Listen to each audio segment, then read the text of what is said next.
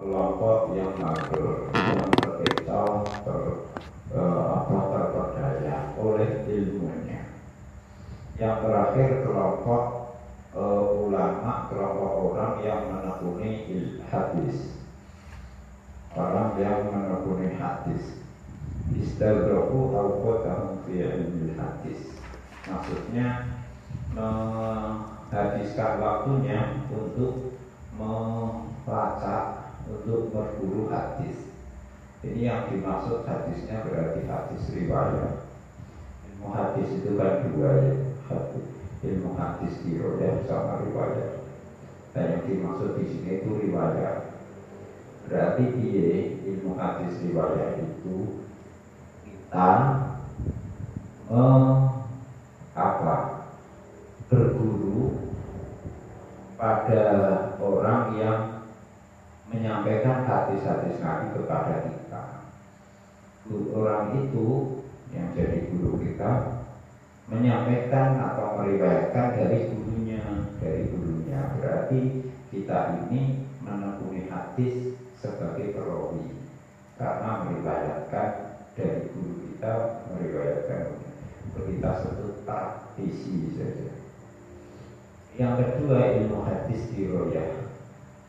Ini ilmu hadis teoretik. Maksudnya piye? Saya ini tadi ketika berburu hadis, mendapatkan hadis dari guru, menerima hadis dari guru, saya riwayatkan ke murid, ini sebagai perawi. Di sana ada orang yang mengawasi proses ini, proses periwayatan ini. Yang mengawasi itu yang mengawasi perawi, guru saya, mengawasi saya, mengawasi murid saya, mengawasi orangnya dan mengawasi matanya, sanad dan matanya, isi hadisnya dan perawi-perawinya. Nah, orang yang mengamati ini namanya kritikus hadis, mengkaji hadis untuk mengetahui mana yang sahih, hasan, dhaif gitu. Dia ada praktisi hadis, yakni para perawi, ada kritikus hadis. Perawi ini berarti ilmu hadis riwayat, yang kritisinya itu namanya ilmu hadis riwayat. Yang dimaksud sini itu yang riwayat. Nah, ada orang yang menghabiskan waktunya untuk berburu hadis riwayat, rono atau hadis kitab hadis ini. Orang puas kesana lagi sampai yang paling elit itu dia tidak punya hadis-hadis yang orang lain tidak punya. Jadi ada orang dia dengar ada orang punya hadis dilacak, sehingga koleksinya lebih banyak daripada yang lain. Selain lebih banyak, jalurnya lebih pendek. Ali berarti. Nah itu dipakai gaya-gayaan dia. Lah ini yang dikritik, gururnya di situ. Padahal ngapain koleksi hadis banyak-banyak gitu? Supaya kelihatan keren apa kata Imam Ghazali. Keren karena kuantitas hadis yang dia koleksi maupun kualitas yang dia pertahankan. Misalnya sanadnya pendek. Kritik oleh Imam Ghazali. Emang top apa itu? Itu loh, mengenai belajar itu tidak berdoain. Berdoain itu itu sak cukupe, berdoainmu noto hatimu. Ya. Nah, apalagi, ini tutup pengantar agak panjang. Apalagi selain mendengar hadis dari guru, ternyata dia mendengarmu kualitasnya ecek-ecek biye. Dan kamu hafal betul apa tidak? Ketika guru membaca hadis, kamu hafal apa tidak hadis yang kamu terima dari guru kamu? Atau setidaknya kamu catat apa tidak? Catatan kamu itu terlindungi apa tidak? Digaransi meski benarnya tidak ada yang berubah atau dirubah oleh orang lain bisa menjamin atau tidak. Itu kamu pikir sudah top, tapi ternyata kamu kolektor saja kualitasnya. Kamu mendengarnya hadis juga itu kualitasnya jelek. Jadi tidak standar kamu ngaji hadis sama ulul hadis kamu itu ternyata tidak bisa dipertanggungjawabkan secara ilmiah karena tidak disiplin. Kata Imam Ghazali begini ya, orang meriwayatkan hadis itu kan meriwayatkannya ada beberapa level ya. Level pertama guru membaca, murid mendengar, namanya sama gitu ya. Yang kedua murid membaca, guru menyimak, itu qiraah ala syekh, sorokan. Itu. Ada yang level ketiga, level berikutnya itu apa?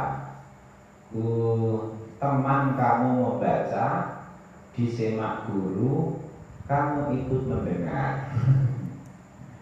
Nunut kamu, nunut sorokan bacamu. Kalau tidak itu ada level di bawahnya berikutnya, guru mengijazahkan.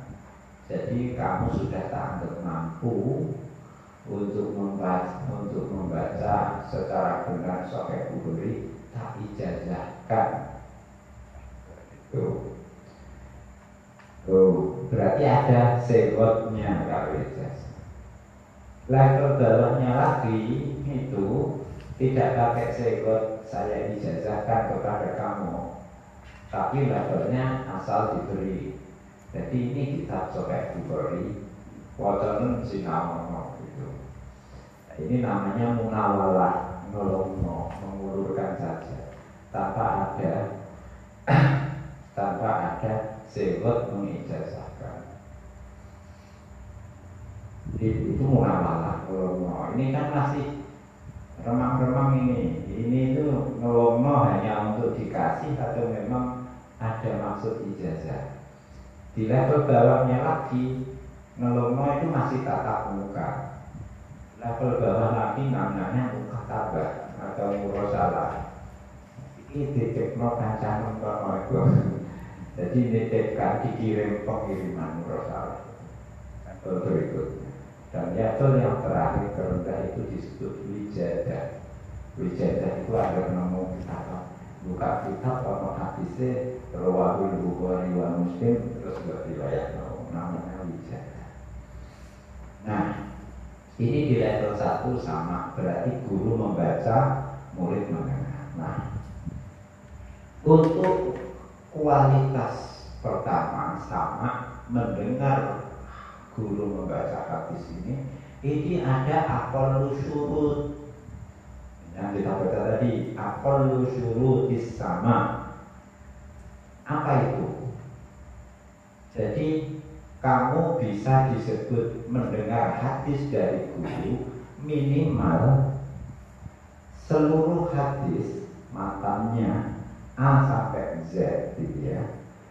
Misalnya innamal a'malu binniyat wa innamal likulli imri'in ma nawa fa man kanat hijratuhu ila Allahi wa rasulihi fa hijratuhu ila Allahi wa rasulihi wa in kanat hijratuhu ila dunya yusibuha aw imra'atin yang kibuha fa hijratuhu ila ma hajara ilaihi.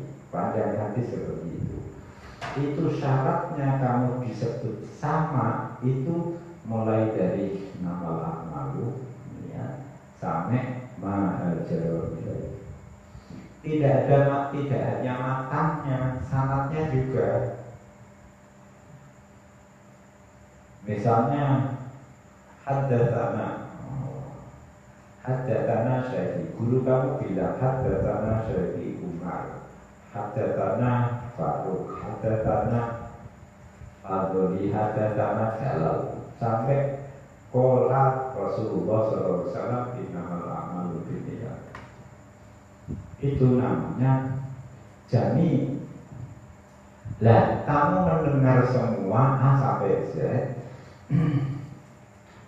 disertai dengan hafalan. Maksudnya hafalan itu kalau ada redaksi yang dirubah, kamu tahu ini dirubah. Misalnya innamal a'malu binniyat, ketika kamu suatu saat mendengar tidak innamal a'malu binniyat, tapi bunyinya innamal a'malu bil maqasid misalnya. Itu kamu dulu kok dirubah kan begitu. Nah, kamu tahu, jadi A sampai Z, matan dan sanad dan matanya A sampai Z kamu dengar langsung dari guru 100%. Terus kamu ketika nanti yang ada kesalahan bisa koreksi. Ini ada kesalahan, ada redaksi yang dirubah. Syaratnya disebut sama seperti itu. Nah, walau jazaan yuktada sama usubi, yang seperti itu berarti orangnya harus dewasa. Ketika mendengar guru membacakan hadis, tidak lengah, gak ngalamun, gak mikir yang profil. Tuh. Tidak sedang tidur, tidak sedang nulis urusan dia. Ya. Kalau ini diperbolehkan, jadi tidak itu semua, memang fokus. Kalau saja, ya, kalau syaratnya tidak seperti itu, yakni dengar A sampai Z dan bisa mengontrol jika ada perubahan redaksi, ada yang salah, bisa tahu ada kesalahan, ya, syaratnya begitu. Kalau syaratnya begitu, berarti dia walau jazaan yutaba, berarti bocah cilik, orang lengah, orang tidur, atau sedang nulis nyatet urusan dia, kok boleh dianggap sama menerima hadis dari guru. Itu ya padha karo wong edan ya kudu boleh. Kalau anak kecil pas ngaji hadis, anak kecil itu pas ngaji hadis tidur, pas ngaji hadis ngalamun, pas ngaji hadis malah ini nulis-nulis sendiri. Kalau itu diperbolehkan, ya sama juga memperbolehkan orang gila disebut menerima hadis. Sama juga bocah bayi masih dibuat bisa menerima hadis. Kan mereka ini sama-sama mendengar suara. Terus nanti kalau syaratnya dibuat lunak, syaratnya dipermudah seperti itu, harus jadinya ya begitu. Turu ngantuk, lengah, ngatet, itu baru sampai dengan orang gila. Nah, berarti ini nanti kalau si anak kecil yang ikut dengar hadis atau orang gila waktu hadis dibaca, itu nanti mereka sudah dewasa atau gilanya sudah gila, itu berarti boleh meriwayatkan hadis. Berarti kan begitu. Kalau begitu, ini tidak ada ulama yang membolehkan sama sekali. Sudah paham apa tuh kabar ini ya? Jadi syarat minimal sama ul hadis minasyarih itu A sampai Z krungu, kita tidak tidur, tidak, ya kita paham bukan anak kecil saat kita mendengar itu, tidak lengah ngalamun, tidak malah nulis urusan dia gitu. Itu syaratnya. Kalau orang-orang ini anak kecil lagi, ini dianggap sama menerima hadis, ya sami al hadis, yo mengedan yo ikut, anak bayi juga bisa ikut. Itu nanti akibatnya apa? Akibatnya mereka ini ketika dewasa, anak kecil yang dibilang dewasa atau orang gilanya sudah waras, berarti boleh meriwayatkan hadis ini. Ini tidak ada itu yang seperti itu boleh. Karena apa? Ya karena ketika menerima hadis itu gue paham apa yang hadis yang disampaikan. Apalagi bisa menjaga menghafal.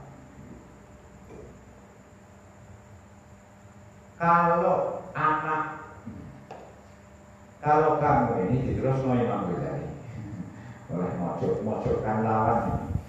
Kalau anak kecil yang bayi di bandulan itu karena ada baca hadis, anak kecil di bandulan itu kamu anggap telah menerima, telah sami al hadis, telah mendengar hadis itu. Jadi tidak sama saja. Jadi tidak sama saja mendengar.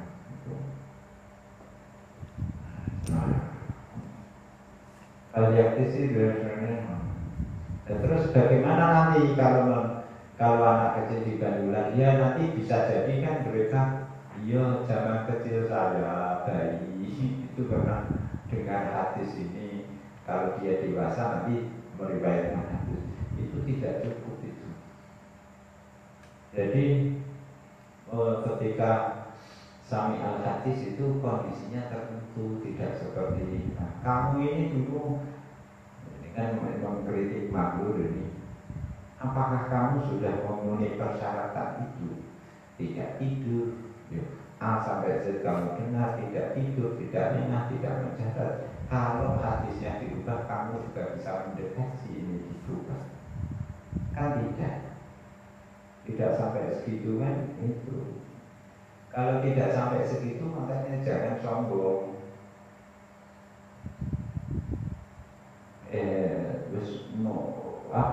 Wis tersesat, sombong lagi.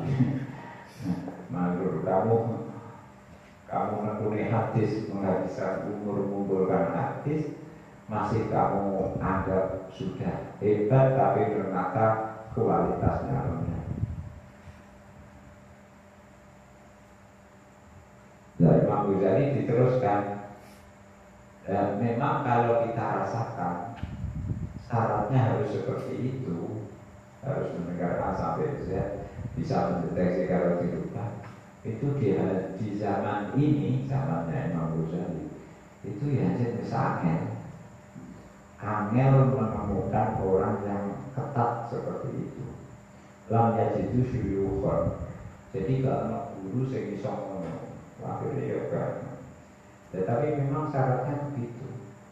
Problemnya pada zaman itu guru-guru hadis itu dulu menerimanya dengan syarat yang lunak sehingga kualitasnya rendah.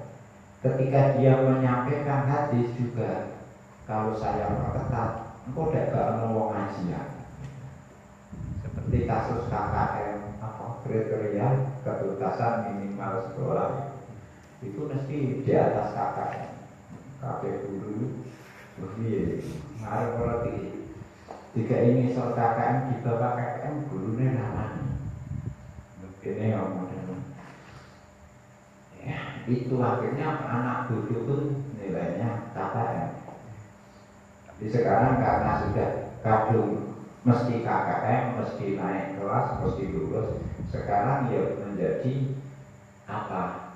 Nah di sini kalau nilai anak itu KKM berarti bodoh. Baru tidak bodoh kalau sudah di atas KKM. Kalau KKM pas, berarti kita bodoh. Tapi tidak ada bukti. Ya ini hanya ijma sukutinya guru-guru saja. Itu saya kira ijma sukutinya apa? Kalau nilai KKM buat saya bodoh.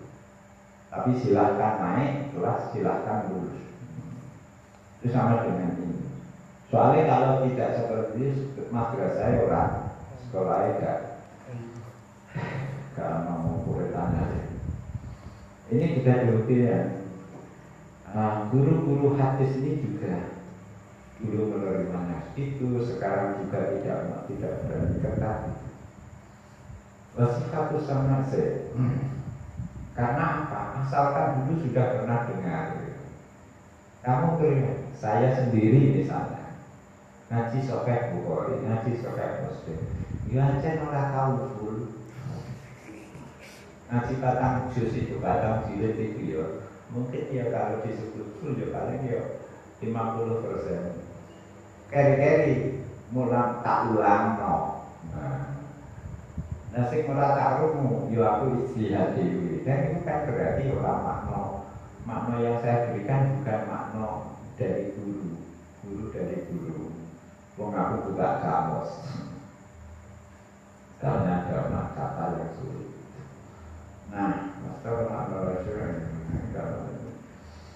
Nah, yang seperti ini memang tidak tugasnya perawi tadi ya. Ini guru ini itu perawi ini itu sama hadisnya sempurna. Yang ini ceroboh, yang ini ngaji Sahih Bukhari batang juz itu dia mau sak juz kok itu. Untuk sanad terus diulang.